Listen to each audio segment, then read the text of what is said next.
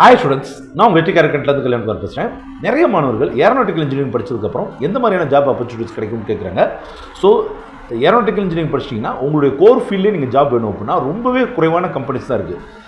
Government sector எடுத்துட்டிங்கன்னா HAL, அதாவது Hindustan aeronautics limited, அதே மாதிரி DRDO, ISRO இந்த மாதிரியான கவர்மெண்ட் செக்டரும்.